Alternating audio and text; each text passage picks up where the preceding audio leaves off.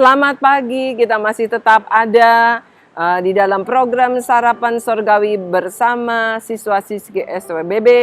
Di sini Miss Grace masih tetap segar, ceria, demikian juga dengan Mr. Demas, Mr. Yonas, Mr. Steffi, ya. Masih bersama-sama dengan kita menikmati sarapan sorgawi bersama. Mari kita naikkan dulu pujian. Selamat pagi Bapa.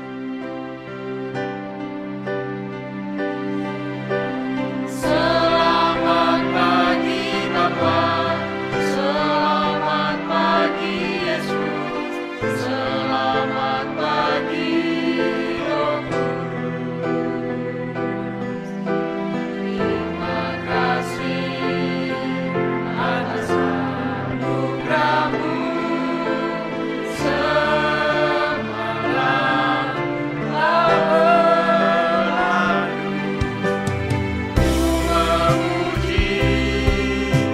Ku bersyukur, memuliakan nama-Mu. Allah Bapa, Putra, Roh Kudus, terima kasih. Senang sekali kita menikmati sarapan di tengah-tengah pohon-pohon yang begitu indah. Terima kasih Tuhan untuk pagi yang cerah. Selamat pagi Allahku, Bapa Sorgawi yang begitu baik memberikan kami dunia yang indah dan mengajar kami untuk hidup di dalam firman-Mu. Berfirmanlah, isi penuh piring hati kami ingin menikmati sarapan sorgawi-Mu. Dalam nama Tuhan Yesus, amin. Masih tetap di dalam tema yang sama, hidup menyenangkan hati Tuhan. Dan firman Tuhan pagi hari ini judulnya adalah hidup tunduk kepada Allah, kepada Tuhan. Mari sebelumnya kita nyanyikan dulu pujian, Jalan Serta Yesus. Jalan serta Yesus, bukan serta dunia, ya. Jadi jalan mengikuti Yesus. Kita hidup di dunia sebagai warga negara sorga, kita hidup berjalan menurut firman-Nya, ya. Firman Tuhan tidak akan bertentangan dengan kebaikan, kebenaran, karena mengajarkan kebenaran. Sebab itu jangan pernah takut, jangan pernah mundur untuk tetap setia melakukan firman Tuhan. Mari berjalan berserta Yesus. Jalan serta Yesus, jangan mundur.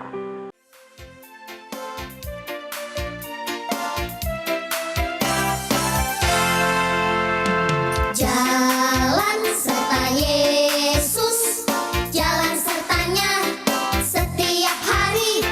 Jalan serta Yesus selamanya. Jalan dalam suka, jalan dalam duka, jalan sertanya setiap hari.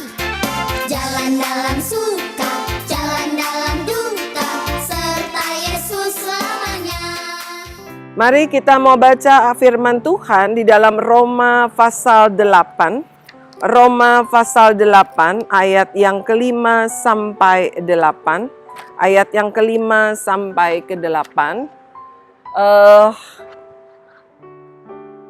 Anak-anak yang Tuhan sayang, di dalam hidup kita ini, kalau kita membaca firman Tuhan, banyak peraturan, ya. Terutama hukum Taurat mengajarkan kepada umat Tuhan untuk memberikan persembahan.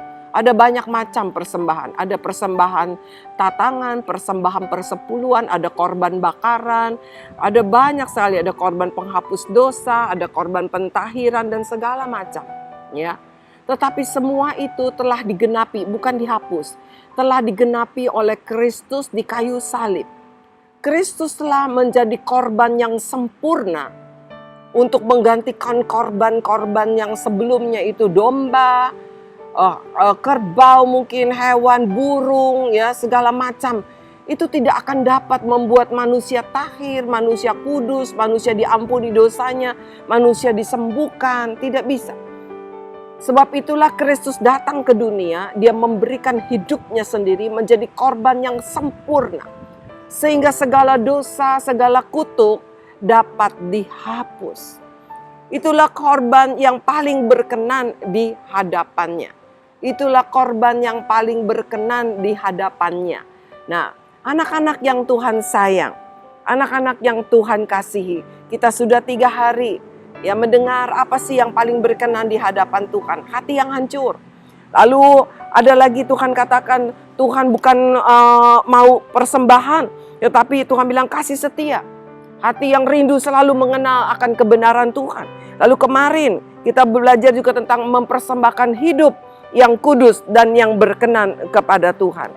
Dan hari ini firman Tuhan diambil dari kitab Roma pasal 8 ayat 5 sampai 8 ya.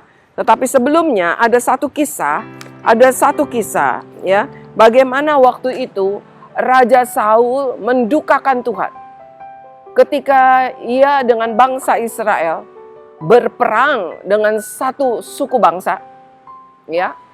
Tuhan lewat Nabi Samuel, Tuhan berpesan bahwa mereka harus menghabiskan bangsa itu semua. Karena itu akan menjadi menjadi kekalahan bagi bangsa Israel kalau tidak taat gitu ya. Tidak boleh mengambil jarahan. Tetapi apa yang terjadi? Ya, apa yang terjadi? Justru Saul memilih hewan-hewan dari musuh, barang-barang jarahan yang bagus-bagus. Ya, Saul dengan rakyat mengambil semua itu, yang jelek-jelek mereka musnahkan. Ya. Bahkan rajanya sendiri dibiarkan hidup, padahal Tuhan katakan harus musnahkan. Ya. Itulah yang membuat Tuhan marah. Harusnya bangsa itu Tuhan mau dimusnahkan semua dan tidak boleh mengambil jarahan apapun, tetapi justru Saul dengan rakyatnya melakukan yang bertentangan kepada Tuhan. Dia memilih barang-barang jarahan yang bagus, hewan-hewan yang sehat yang bagus, dan rajanya dibiarkan hidup. Ya. Itu yang menjadi Tuhan menjadi marah. Ya, Tuhan tidak berkenan dan Tuhan mencopot Saul menjadi raja. Tuhan menjadi berduka sekali dan Samuel menjadi berduka cita. Nah, kita baca dulu Roma pasal 8 ayat 5 sampai ke 8. Ayat 5 sampai 8, Roma pasal 8, saya akan bacakan. Sebab mereka yang hidup menurut daging memikirkan hal-hal yang dari daging, mereka yang hidup menurut roh memikirkan hal-hal yang dari roh. Ya, Saul dengan bangsa Israel, mereka memikirkan daging mereka. Wah, ini hewannya tambun-tambun, gemuk-gemuk. Kambing domanya bagus-bagus. Harta benda musuh bagus-bagus, mahal-mahal. Sayang kalau kami buang. Lebih baik kami ambil. Lebih baik kami ambil. Lalu ketika ditegur, Saul bilang itu juga kami akan persembahkan kepada Tuhan. Tuhan gak mau harta benda. Tuhan mau hati yang taat. Ya. Lalu apa yang terjadi? Sebelumnya saya akan sampaikan dulu teka-teki. Pertanyaan saya, siapakah raja yang harusnya dimusnahkan oleh Saul?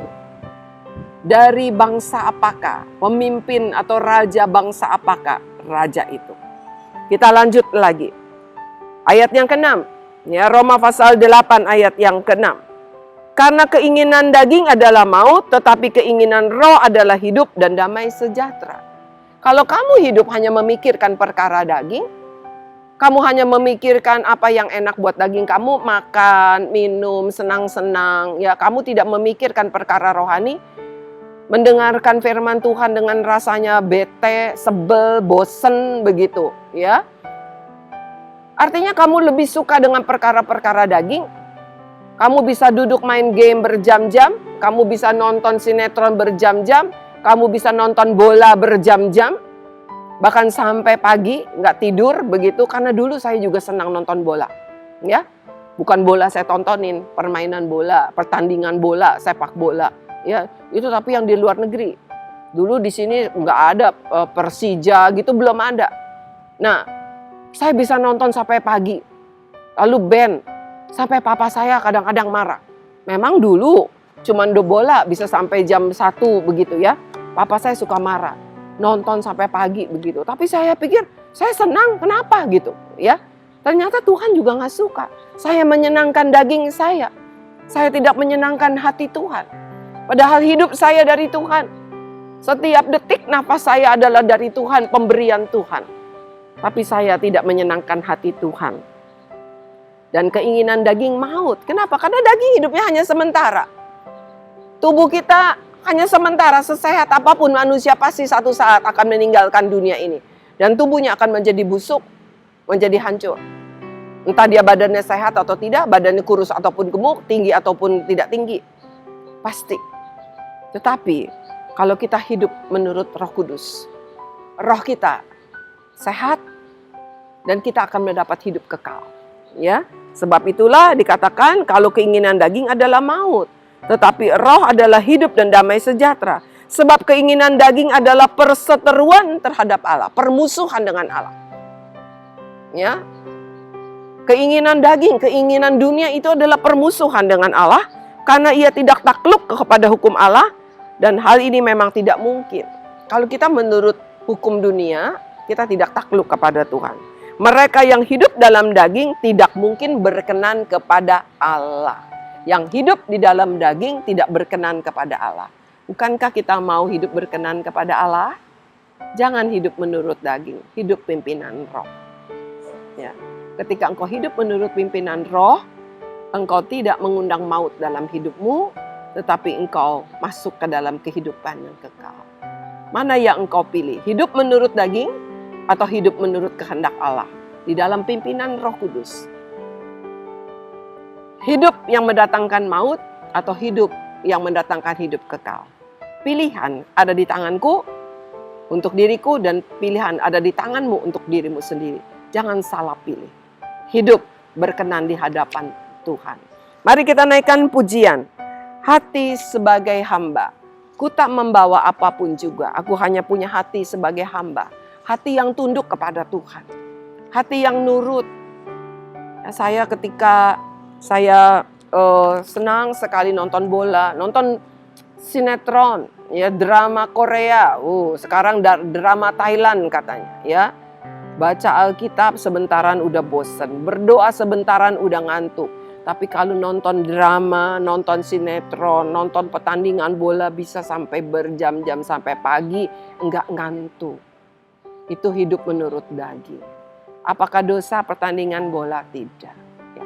Tetapi kalau engkau menjadikan itu kesukaanmu lebih daripada menyenangkan hati Tuhan, maka itulah mendatangkan maut. Mari kita naikkan pujian ini dengan sungguh-sungguh lagi. Ku tak membawa apapun juga. Aku hanya punya hati sebagai hamba.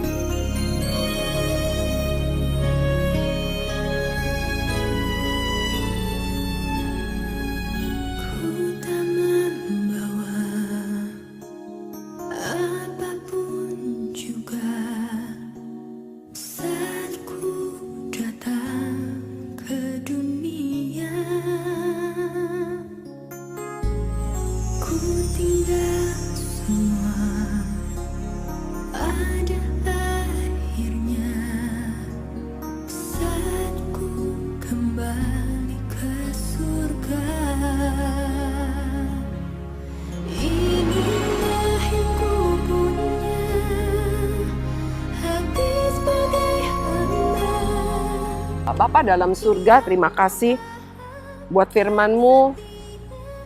Kami kembali diingatkan untuk hidup tunduk kepada Tuhan. Kalau selama ini kami lebih suka menyenangkan daging kami, ampuni kami. Tetapi kami mau belajar hidup menyenangkan Tuhan, bukan hidup menyenangkan daging. Karena kami tidak membawa apapun ketika kami datang ke dalam dunia. Kami hanya hamba, hamba yang dikasihi oleh tuannya. Hamba yang telah ditebus oleh tuannya dengan nyawanya sendiri. Dan patutlah kami hidup menyenangkan hati Tuhan kami, yaitu Yesus Kristus Tuhan. Terima kasih Bapa, berkati anak-anak kami. Mereka masih kecil di TK, di SD, di SMP, dan di SMA. Pimpin mereka agar mereka bertumbuh, hidup di dalam pimpinan Roh Kudus. Meskipun di tengah-tengah dunia yang makin kacau, makin gelap. Tetapi Tuhan, berkati anak-anak kami ini. Jaga mereka seperti biji matamu. Di tengah-tengah kesulitan hidup apapun, biarlah mereka hidup menurut pimpinan Roh-Mu. Terima kasih Bapa, kami mengucap syukur hanya di dalam nama Tuhan Yesus. Amin. Hiduplah di dalam pimpinan Roh Kudus, maka engkau tidak akan menuruti kehendak daging. Dan hidup kekal ada di dalam hidupmu. Tuhan memberkati, sampai bertemu di hari yang akan datang.